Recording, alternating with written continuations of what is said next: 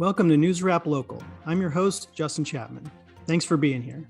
After providing a few brief updates on this month's local stories, we'll speak with our guest, Congressman Adam Schiff, whose district includes part of Pasadena, about his new book, Midnight in Washington, and what needs to be done to protect American democracy.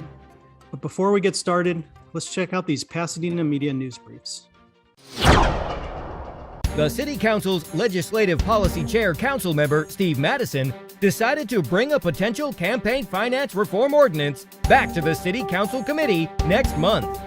Since January, state law has regulated campaign contribution limits, allowing a maximum of $4,900 per individual. Historically, Pasadena has not had limits on campaign donations. Several residents claimed that campaign limits would remove corruption from local politics. But Madison pointed out that no council members are currently being investigated. Campaign contributions were not the only concerns of the committee. Council members Madison and Jean Masuda, along with Mayor Victor Gordo, also expressed concerns over independent expenditures. An independent expenditure supports the election or defeat of a candidate, but is not made in coordination with any candidate or campaign. It can be used for ads, robocalls, mailers, yard signs, or other communications, giving a candidate more visibility. If campaign reform is a possibility, it will most likely happen before the candidate filing date next February. Local journalist and Pasadena media producer Justin Chapman took second place in the hard news category and third place in the obituary/in appreciation category in the 63rd annual Los Angeles Press Club's Southern California Journalism Awards. Born and raised in the Pasadena area, Chapman has been an independent journalist since 2005, writing hundreds of articles for KPCC, Alta Journal, Huffington Post, LA Weekly, Pasadena Now, and Pasadena Weekly. Both wins were for Chapman's article in Alta Journal, The Daredevil Who Reached for the Stars, about Mad Mike Hughes, the amateur rocketeer who perished in the desert outside of Barstow after launching himself in a homemade steam-powered rocket this past February. Chapman was at the scene recording the launch and crash. He is currently writing a book about Hughes. Former city manager Cynthia Kurtz will soon be serving as interim city manager while the city council searches for a replacement for Steve Mermel. Kurtz was first selected as city manager in 1997 and worked for the city of Pasadena for 20 years. She is the city's first and only female city manager and served with former public information officer Ann Erdman, former city clerk Jane Rodriguez, and current city attorney and prosecutor Michelle Bonaris. Kurtz will work with Mermel to ensure a smooth transition prior to officially assuming the interim city manager role on December 3rd. In a statement, Mayor Victor Gordo said, "We are absolutely thrilled that Cynthia has agreed to step back into her former role during such a critical time for our city. Her familiarity with Pasadena, both our opportunities and challenges, will allow her to have an immediate impact on our government and our residents. And her work with the greater San Gabriel Valley will be an asset."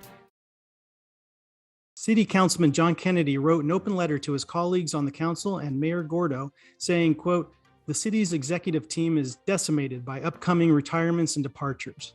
He called on them to, quote, "select a recruiting firm, finalize the position specifications, and determine the outreach process within the next few weeks." Quote, "The time period must be approved by the entire city council and all of this disclosed to the public. I believe it may be prudent for the city council to commission a confidential exit interview of all departing staff to determine whether there are factors relating to their departures of which the city council needs to be aware," end quote. Those leaving the city include the city manager, an assistant city manager, the police chief, the water and power general manager, the director of human resources, the economic development manager, and a number of second and third level management positions that are either departing or vacant. Interim city manager Cynthia Kurtz officially begins December 2nd, although she has already been helping with the transition. However, there are limits on how many hours she can work for the city without losing retirement benefits. So the clock is ticking. The council has agendized the process to choose the next city manager, including a nationwide search in closed session at this Monday's meeting. And Ms. Kurtz will be our guest on the next month's episode of NewsRap Local, so you won't want to miss that. Let's turn now to our lightning round of news updates. 1.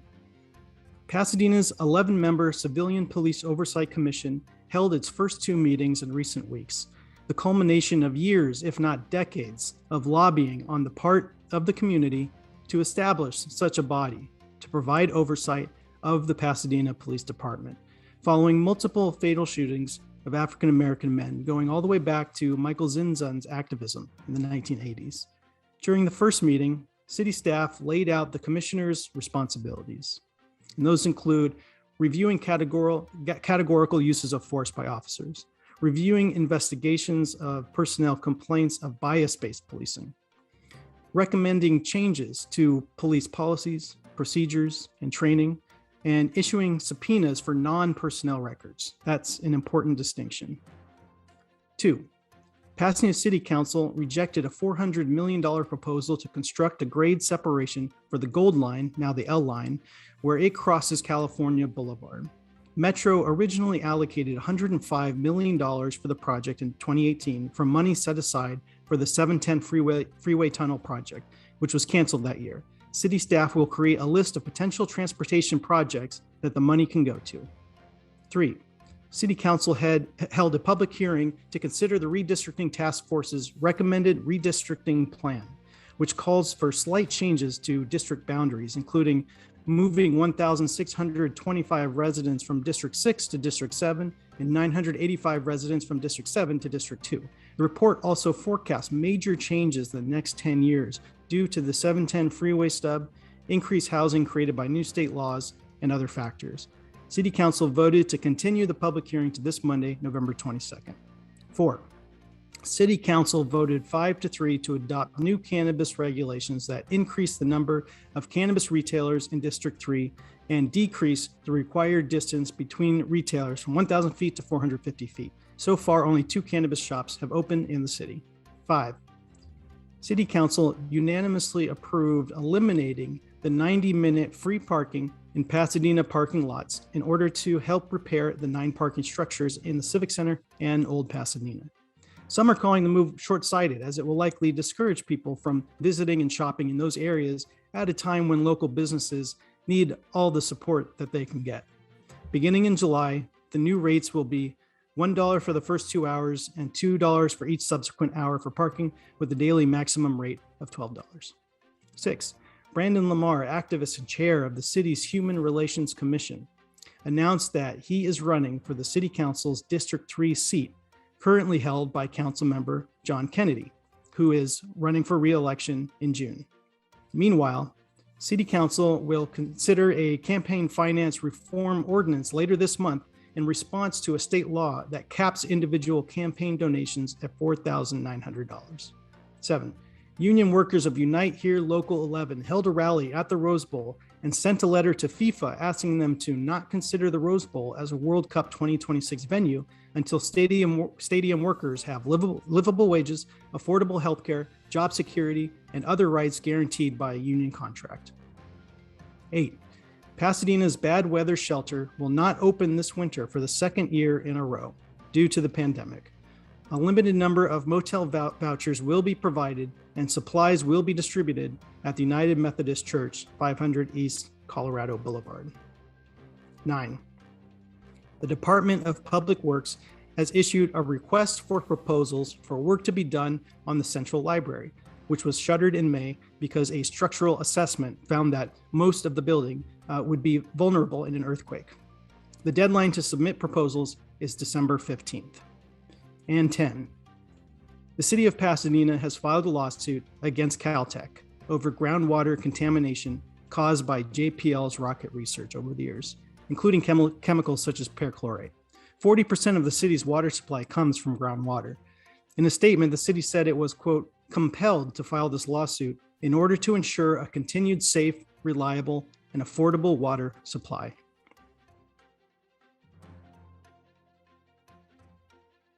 Congressman Schiff, thank you so much for coming on the show. Justin, it's been great to be with you. In his 11th term in the House of Representatives, Congressman Schiff represents California's 28th district, that includes a portion of West Pasadena.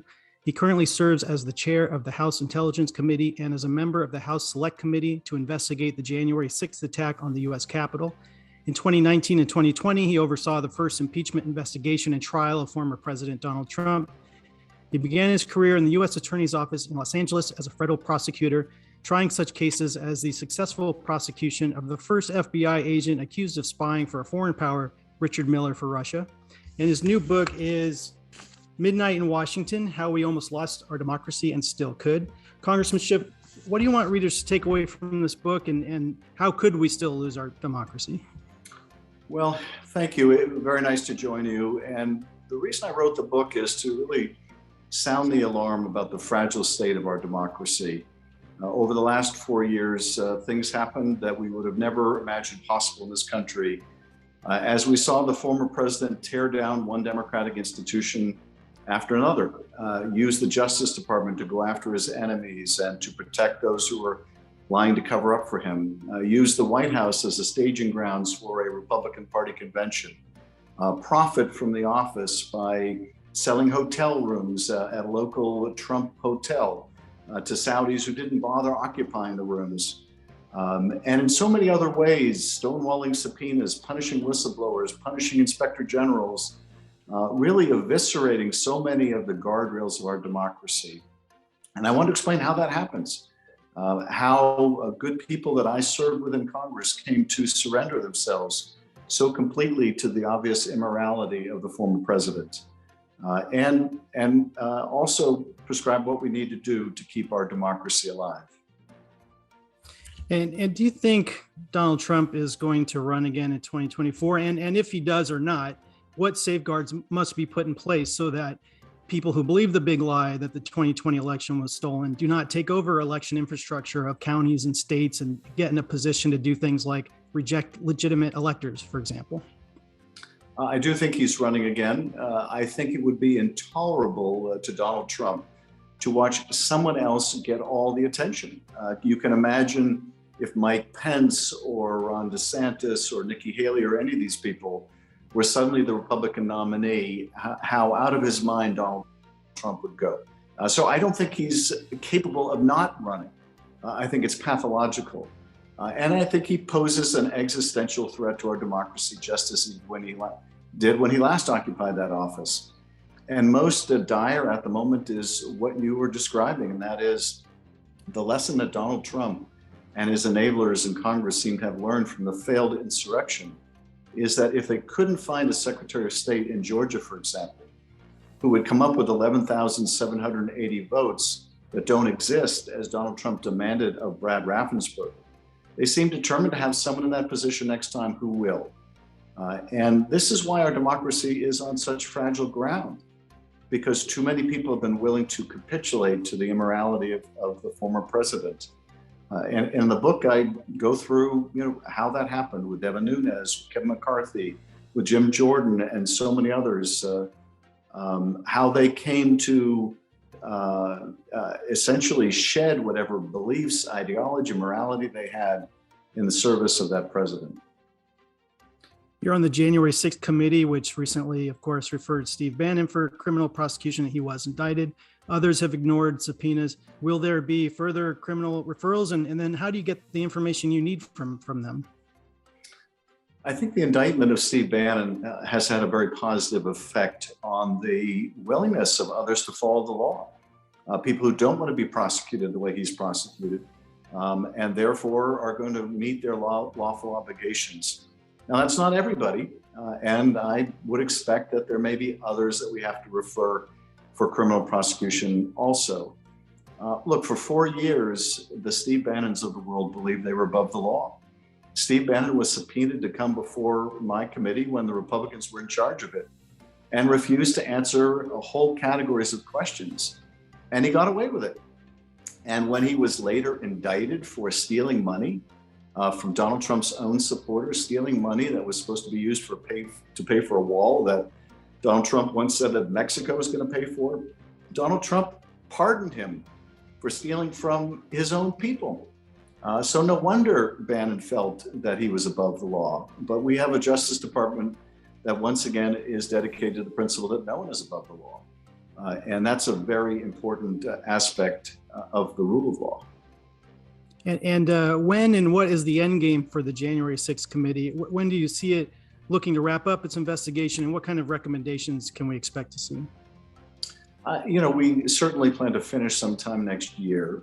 We've interviewed, I think, over 150 people thus far, but we have a lot more work to do to look into what went wrong on January 6th, what led up to that day, the propagation of the big lie that you mentioned, the effort to corrupt the Justice Department into spreading that lie, into coercing states not to send slates of electors to Congress for the joint session, the expectation of violence on that day, the participation of white nationalist groups, the former president's role in fomenting that insurrection, what he understood in advance of that day about the propensity for violence. All of these things we intend to investigate and compile into a report. We'll be having more public hearings to keep the public informed as we go along. But our goal is to set out a series of recommendations about how to keep the country safe and avoid any kind of repetition of that kind of attack on our democracy. And switching gears a bit to the infrastructure bill, what's the status of the Build Back Better portion of the infrastructure bill? And do you think that's going to pass? Well, yes, we expect to take up that Build Back Better bill imminently and send it to the Senate. And I hope that the Senate will move expeditiously to pass it. I believe it will get passed. Whether they'll make any changes and send it back for us to affirm, I don't know. But it will get done. It really has to get done. It'll help seniors with their hearing aids. It'll help young parents afford childcare. It'll help everyone with early childhood education for their kids. It will help attack the problem of climate change and so much more. It's the most significant investment in the American people since the New Deal. So the country is definitely in need of that kind of investment, and we intend to deliver. In reading your book, I found it really interesting that you wrote that that voting for the Iraq War was I think you said the greatest mistake of your public life. When did you come to that realization? When I learned that the intelligence that had been really sold to Congress did not support the proposition that was being advanced that Iraq had an ongoing nuclear weapons program. At the time, I was not on the Intelligence Committee. It was very hard for me to evaluate the strength of the intelligence, but I remember asking George Tenet, who was the director of the CIA at the time and had been a career official, served in both Democratic and Republican administrations, how confident he was in the intelligence on Iraq's ongoing nuclear program, with 1 being completely speculative and 10 being absolutely certain, and he was a 10. And it was hard for me to ignore that, but as it would turn out, we would find no evidence of that program. And the consequences of that war, I think, have been catastrophic in terms of the loss of life, but as well the empowerment of Iran, which poses a far greater threat to the United States than Iraq did. And so the downstream consequences are significant. It did underscore for when I would later serve on the Intelligence Committee, the importance of getting the very best intelligence, the importance of being skeptical of even the best intelligence, but also the dangers of politicizing intelligence, which was something that I would see again many years later and to a very dangerous degree during the Trump administration. Right. I recently found a letter you wrote to me back in 2005 when I was elected to the Pasadena Town Council when I was 19. And in your book, you talk about your first unsuccessful campaigns for office and how fundraising plays such a critical role in winning elections. So sort of a 2-part question. 1, how can we get young people involved in politics and raise up that next generation of leaders and support the young, diverse people who want to run for office but don't have the connections to raise tens of thousands, hundreds of thousands of dollars? And 2, how do you handle the meanness of politics, the scorched earth tactics that you have certainly you've seen no shortage of in your career? Well, first of all, I can't believe that we're both so old. That was quite a few years ago. But the good news is that notwithstanding how dark and difficult these times are, some of the very best people I think who've ever run for Congress have been running for Congress. The class of 2018, the Democratic class of 2018 is, I think, the strongest class of new members that we've ever had.